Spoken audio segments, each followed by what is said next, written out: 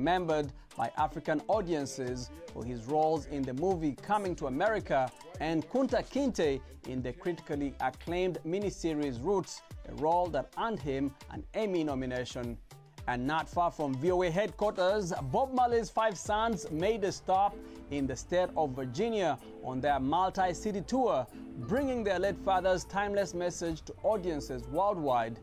The Marley Brothers, the Legacy Tour, marks the first time in 2 decades that Ziggy, Stephen, Julian, Kaimani, and Damian have performed together.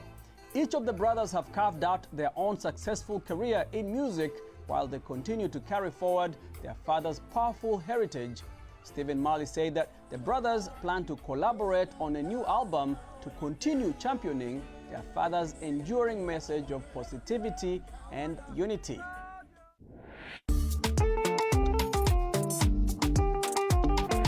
Mushemahausen is a leading Ugandan actor known for his captivating roles in multiple TV series across the country. He joins me in studio to talk about his career and his highly anticipated new TV series, Prefect. Now we have new work that is coming out, especially the fact that we have key players like Mal Choice coming into with Showmax. You know, we lack more of those to put in more money, to put in more creativity and teaching the new content creators, the way outside market we compete with the standards back the side, you know.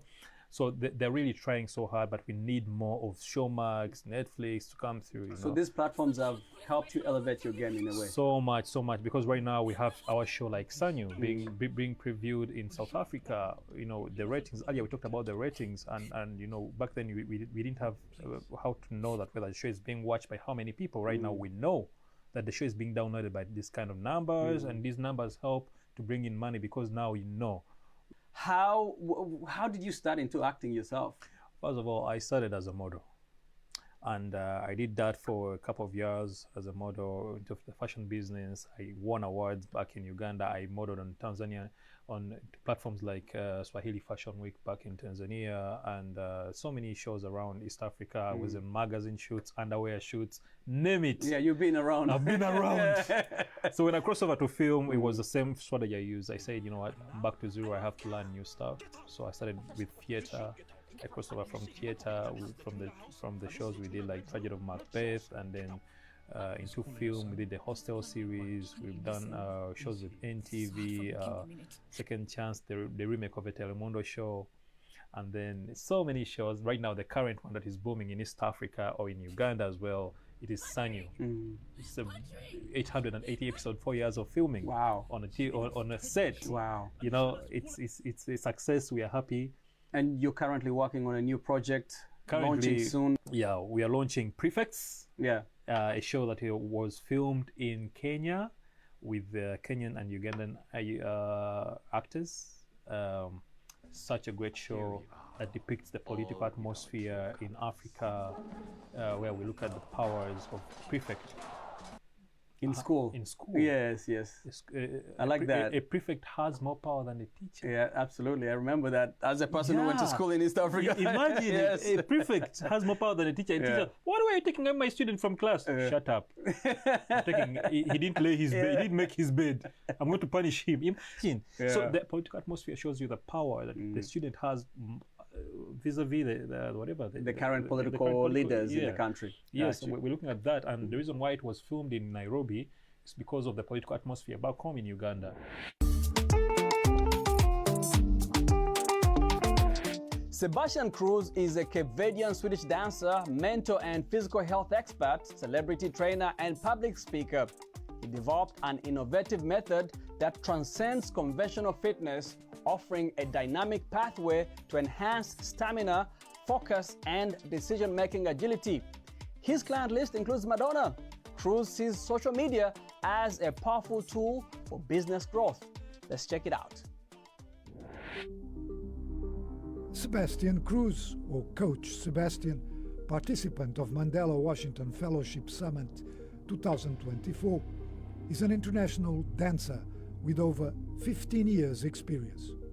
Cruz has developed physical training methods for executives, dancers, and renowned artists such as Madonna and Mohombi. From nowhere, a good friend of mine that I had trained before, she calls me and she says, "Hey, like I wanna introduce you for an artist." And fast forward, her friend had seen something that I have posted and tagged her in, and then from nowhere, I get a phone call from Madonna. I mean, I'm on the beach, I'm having a good time, I'm drinking a caipirinha, I'm doing good, like I'm on vacation. And yeah, I get a phone call and Madonna calls me, and then fast forward, now I'm in New York, and I'm with her there. I'm in her home, living in her home. I've also trained African artists, Afro-Swedish artists like Mohombi, who is a Grammy Award-winning singer-songwriter. And yeah, it's the same thing there. I really focus on helping people get stronger. I think if you use social media correctly, it's such a powerful tool. What ended up happening is that I ended up with one of the biggest artists in the world. And that is just by being like consciously putting out content. So one of the biggest things and takeaways I wish people do is that they understand that it's not about how many that are watching, first of all, it's about who is watching. And then even if you have a small following, you can still get to where you want to get. And I'm a testament of that.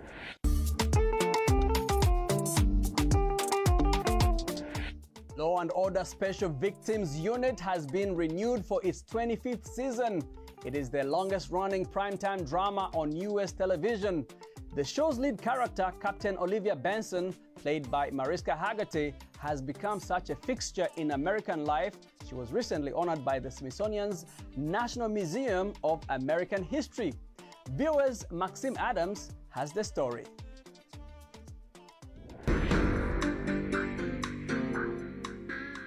Americans and millions around the world have come to know the distinctive theme of Law and Order Special Victims Unit. This police drama and its star Olivia Benson, portrayed by Mariska Hargitay, has aired on NBC television for a quarter of a century. On Monday, Hargitay and show creator Dick Wolf presented one of Benson's costumes from the 25th season to the Smithsonian's National Museum of American History. You know, Olivia is after justice, and she does it with compassion, and she does it for healing. That's what we want, is a healed society, and that's what the Smithsonian does, right? A more just and compassionate society. Law and Order SVU follows a specialized team of detectives led by Benson, focused on solving sexual assault crimes. Benson's costume will now be part of the permanent Entertainment Nation exhibit at the Smithsonian. The exhibit explores how the entertainment industry has shaped American society for over 150 years. That her beautiful costume, though, tells so many deep stories about sexual assault, about survivors, and about what we can do to help both the survivors and this, long and tragic history of sexual violence. Special Victims Unit was a spin-off from the original Law and Order series, which ran 20 years and was revived a few years ago. According to executive producer Anastasia Puglisi, the show's longevity stems from the connection audiences feel with Olivia Benson. I think first and foremost it's that people can connect with Captain Olivia Benson more than anything, and they feel like the audience truly wants to believe like someone like Benson is out there in the world fighting for them if, God forbid, they were ever in a situation like that. Mariska Hargitay is also helping people in real life. In 2004, she founded the Joyful Heart Foundation, dedicated to supporting survivors of sexual assault and child abuse. Maxim Adams, VOA News, Washington.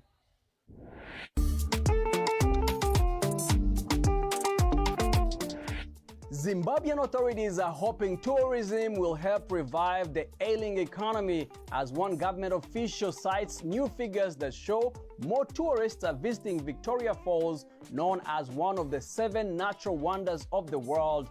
But critics say the country's poor infrastructure is preventing the site from realizing its full potential. Columbus Mavunga reports from Victoria Falls in Zimbabwe.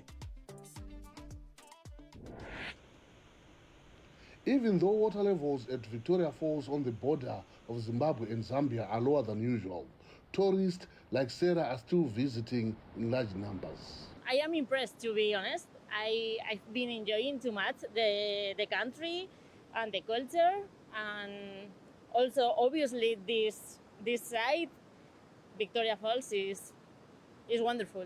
She wants to return one day like Simon, who is from Zimbabwe but now lives in the UK.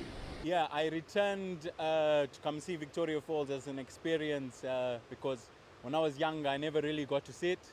So last year I came, and this year I brought my friend from the UK to come actually have a view of the great Zambezi and Victoria Falls here, which we are experiencing, and it's very nice, very beautiful. But the country's international reputation suffers from what the US State Department describes as credible reports of human rights abuses, including unlawful or arbitrary killings, harsh and life-threatening prison conditions, and restrictions on free expression and media. Economist Gift Mgano says these government practices negatively impact tourism. That is not good for our brand equity. And so as long as we are doing that, we don't get as much arrival as possible, because we earn a bad name as a country. On hardware issues, we need to work on an infrastructure, our roads, our water supplies, our electricity. Even so, government statistics show the tourism sector had receipts of $493 million in the first half of this year, compared to $398 million same period in 2023, and tourist leaders hope for continued growth. The government has embarked on an emergency road rehabilitation program, and some other major roads have started getting attention. Our roads shall also get attention in due course. We are not too much worried about that because our airports have been rehabilitated, because also the fact that most of our tourists come from outside the country means that the state of the roads does not completely damage the image of tourism or the numbers that are going to come through into the country. Mukwasi added that the number of tourists visiting Zimbabwe has been rising since the end of COVID pandemic, and that arrivals were up by 27% in the first half of this year over the same period last year, according to Zimbabwe's Minister of Tourism. He hopes that in future the sector will rival agriculture, manufacturing and mining as a driver of the economy. Columbus Mavunga, VOA News, Victoria Falls, Zimbabwe. Thank you for watching VOA's Red Carpet. I'm Jackson Vunganye. For more entertainment news, remember to check us out at voaafrica.com. We are also on Facebook, on Instagram, and on YouTube. Don't forget to like, to share, and to subscribe. Until next time,